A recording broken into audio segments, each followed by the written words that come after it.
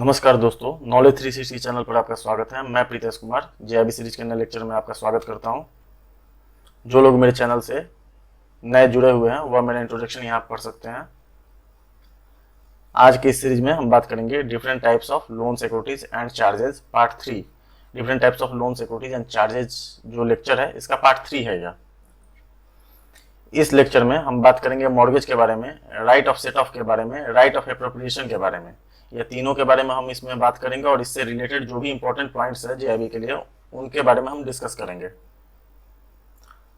Mortgage section 58 transfer of property act में इसका उल्लेख मिलता है।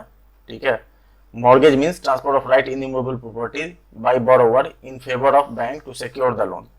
मॉर्गेज का अर्थ यह होता है कोई इमूवेबल प्रॉपर्टी है उसका राइट ट्रांसफर किया जाता है बैंक के फेवर में बोरोवर के द्वारा कोई लोन सिक्योर करने के लिए।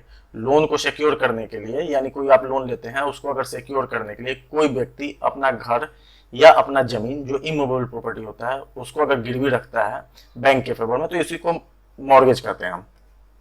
इन mortgage property is not transferred but some right in the property is transferred.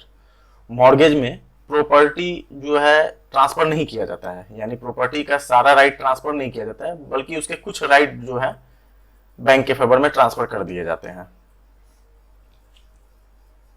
ऐसा नहीं है कि पूरा प्रॉपर्टी ही ट्रांसफर कर दिया जाता है यानी उस प्रॉपर्टी पर बैंक का अधिकार हो जाता है, ऐसा नहीं है। कुछ राइट जो है ट्रांसफर किए जाते हैं।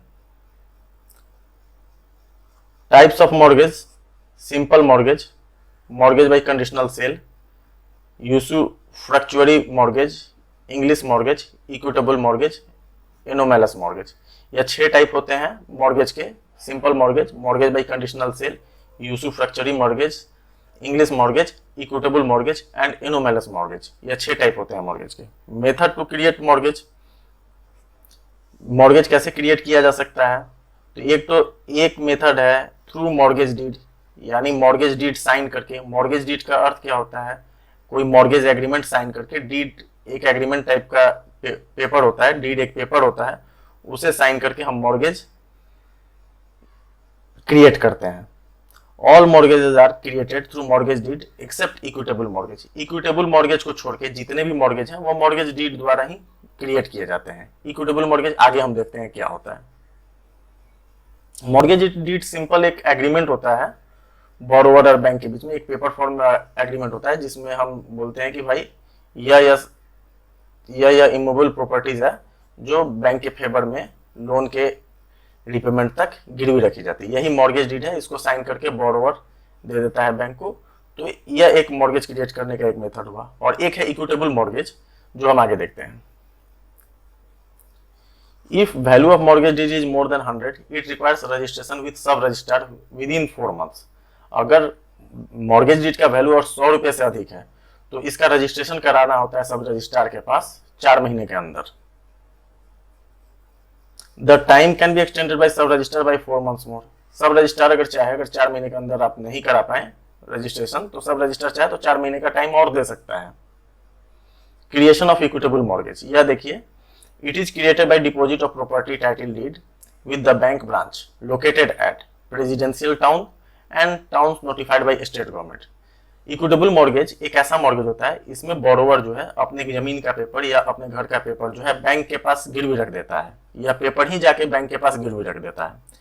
लेकिन गिरवी रखना उन ब्रांचों में ही गिरवी रख सकता है जो ब्रांच या तो प्रेसिडेंशियल टाउन में लोकेटेड हो या towns notified by state government, यानी स्टेट गवर्नमेंट के द्वारा नोटिफाइड टाउन है अगर कोई, उसमें ही गिरवी रख सकते हैं। ऐसा इन दोनों को छोड़ के अगर कहीं कोई बोरोवर अगर अपना पेपर गिरवी रखता है किसी ब्रांच में तो वह इक्विटेबल मॉर्गेज नहीं माना जाएगा। प्रेसिडेंशियल टाउन कौन कौन से होते हैं?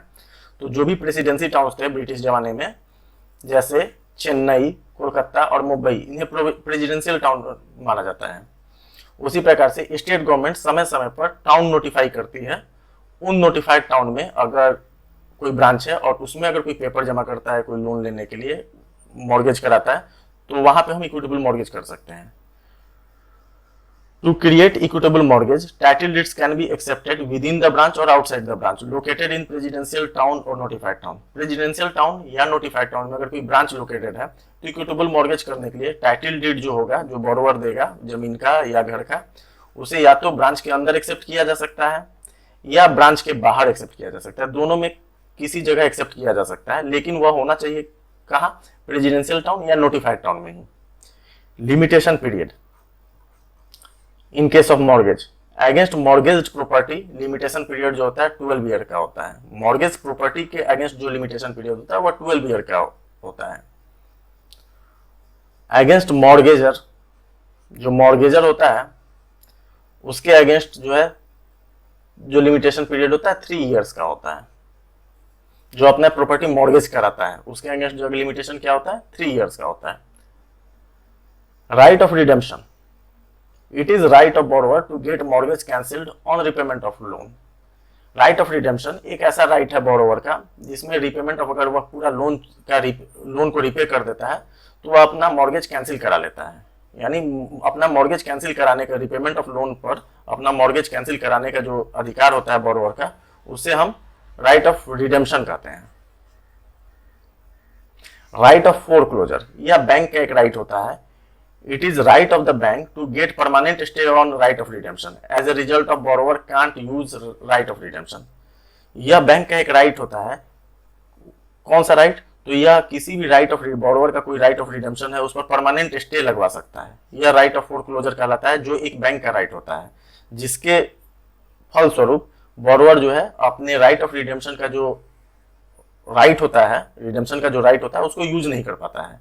यह ऐसा क्यों होता है, फॉर एग्जाम्पल कोई मॉर्गेज क्रिएट करके कोई बोरोवर कोई लोन लिया हुआ है और वह लोन चुका देता है, तो बोरोवर यहाँ राइट ऑफ रिडेम्पशन का यूज करता है, लेकिन मीनवाइल उसको पता लगता है कि इसी बोरोवर ने कहीं और भी लोन ले रखा है, तो इस केस में वह अपना राइट ऑफ फोरक्लोजर का, और वह लोन वह बोरोवर चुका नहीं रहे, तो इस केस में बैंक जो है अपना राइट ऑफ फोरक्लोजर का उपयोग कर सकती है और कोर्ट जा सकती है और परमानेंट स्टे लगवा सकती है राइट ऑफ रिडेम्पशन पर, जो बोरोवर का राइट है, तो इसे राइट ऑफ फोरक्लोजर कहते हैं।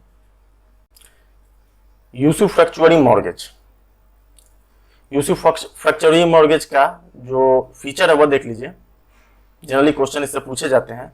यूसुफ्रक्चुअरी मॉर्गेज में ऑनरशिप जो होता है बोरोवर के पास ही होता है। पोजेशन विथ बैंक होता है, यानी पोजेशन जो होता है बैंक के पास होता है। मॉर्गेज का जो पोजेशन होता है वो बैंक के पास होता है, ऑनरशिप बोरोवर के पास होता है। बोरोवर नॉट लायबल टू पे द लोन। यूसुफ्रक्चुअरी मॉर्गेज क्रिएट करके अगर बोरोवर कोई लोन लेता है तो इस लोन को जो है बोरोवर चुकाता नहीं है, बोरोवर लायबल नहीं है इस लोन को चुकाने के लिए।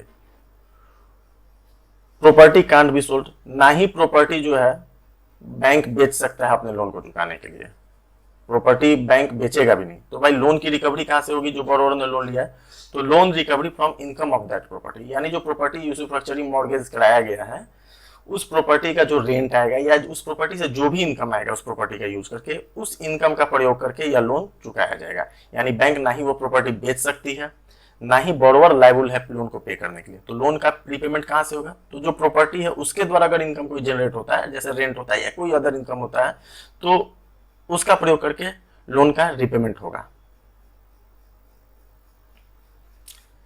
Simple mortgage,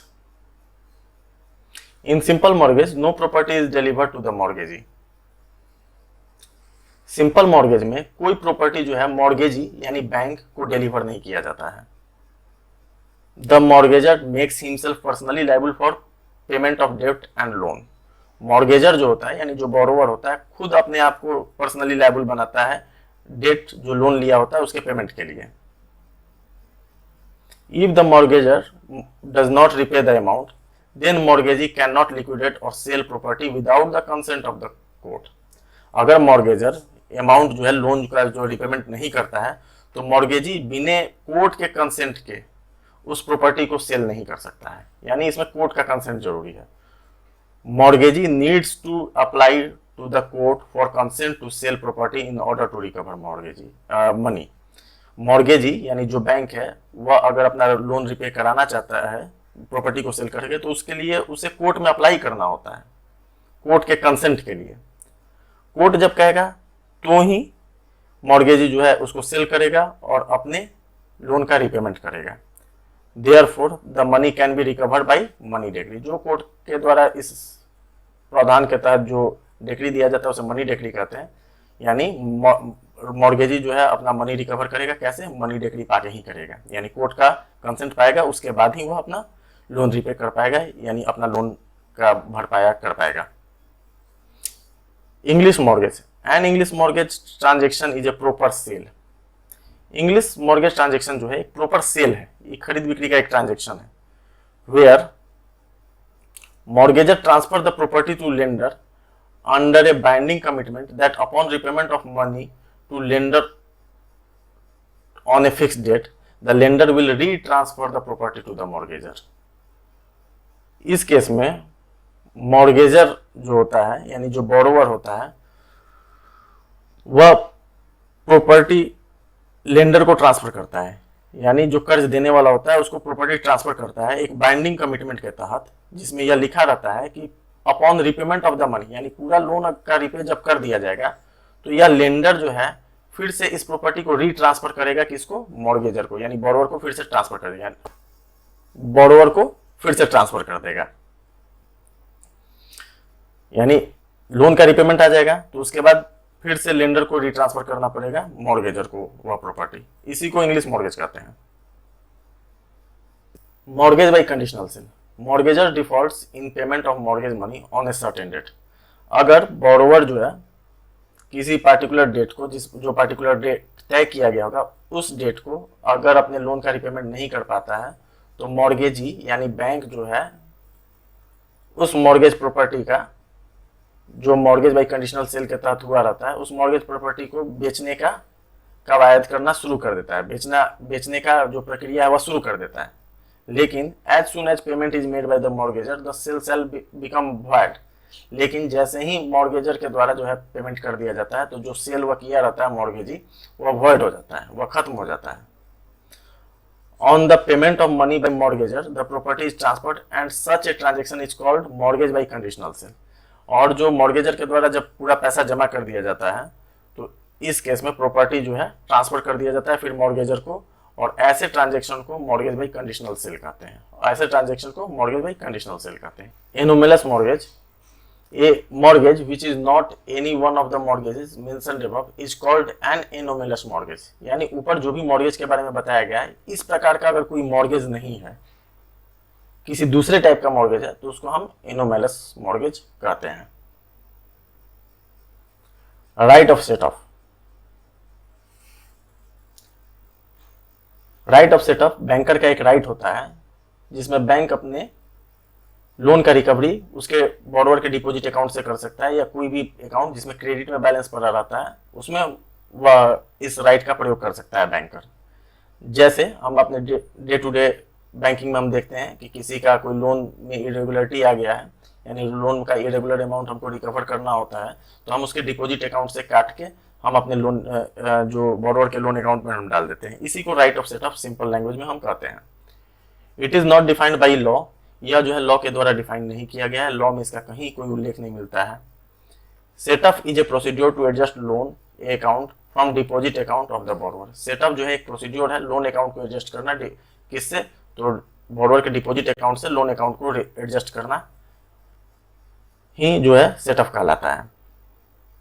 all branches of a bank to be treated as one branch for the purpose of set off. एक बैंक के जितने भी ब्रांच होते हैं, यानी एसबीआई है तो एसबीआई के जितने भी ब्रांच हैं उसमें बोरोवर का कहीं भी खाता हो तो सेट ऑफ के प्रैक्टिस के लिए हर जो डिफरेंट ब्रांच है सेट ऑफ के प्रैक्टिस के लिए सिंगल ब्रांच ही माने जाते हैं। यानी ऐसा नहीं है कि बोरोवर का शाखा इस शाखा में लोन है और उसका लोन इरेगुलर लोन है, उसका लोन इरेगुलर हो रहा है और बोरोवर दूसरे खाते में दूसरे किसी शाखा में डिपॉजिट अकाउंट रखा हुआ है और उसमें पैसा है, तो यह शाखा इस डिपॉजिट अकाउंट को डेबिट करके अपने लोन अकाउंट को एडजस्ट कर सकता है। यानी जितने भी ब्रांचेज हैं एक बैंक के वह सारे जो है एक माने जाते हैं सेट ऑफ के प्रैक्टिस के लिए। Condition for set of, set of right of set of का उपयोग हम कब कर सकते हैं? Loan must be irregular, loan irregular होना चाहिए, रेगुलर लोन में हम नहीं कर सकते हैं। Deposit account and loan account must be in same name and same capacity. Deposit account जो होगा या और लोन अकाउंट जो होगा वह सेम नेम में होना चाहिए और सेम कैपेसिटी में होना चाहिए। फॉर एग्जाम्पल, नाम तो सेम होना चाहिए, समझ में आ रहा है। सेम कैपेसिटी क्या होता है? फॉर एग्जाम्पल, ये कोई आदमी है वह व्यक्तिगत लोन लिया हुआ है, कोई पर्सनल लोन लिया हुआ है और यही ए किसी कंपनी में डायरेक्टर है और उस कंपनी के खाते में पैसे पड़े हुए हैं। तो ऐसा नहीं है कि हम कंपनी का, चूंकि ये डायरेक्टर है उस कंपनी में, तो कंपनी का खाता डेबिट करके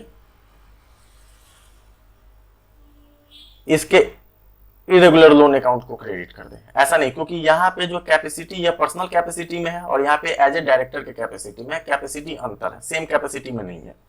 तो यह हो गया कि यानी deposit account and loan account must be in same name and same capacity.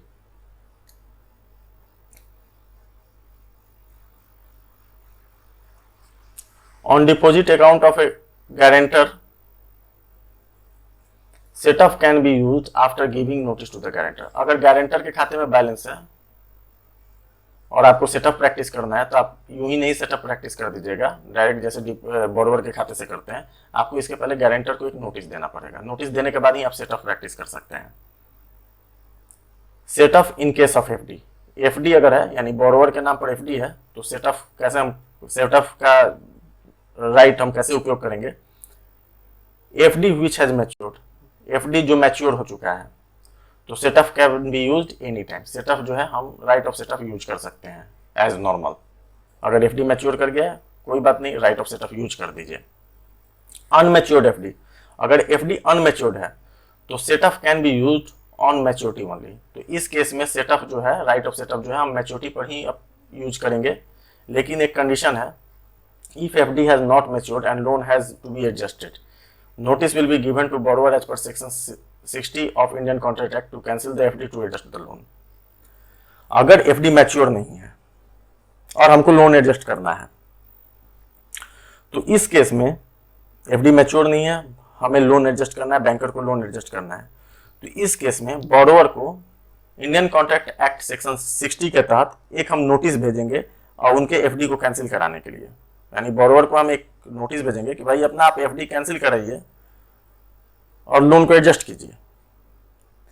इसको जो है, इस प्रोसेस को हम द राइट ऑफ एप्रोप्रिएशन कहते हैं। यह जो प्रोसेस होता है, यानी जो हम एफडी मैच्योर नहीं है और हम बोरोवर को नोटिस भेजते हैं section 60 of Indian contract act के तहत उनके एफडी को कैंसिल कराने के लिए और लोन को एडजस्ट करने के लिए, तो इसको जो है, इस प्रोसीजर को हम क्या कहते हैं, राइट ऑफ एप्रोप्रिएशन कहते हैं।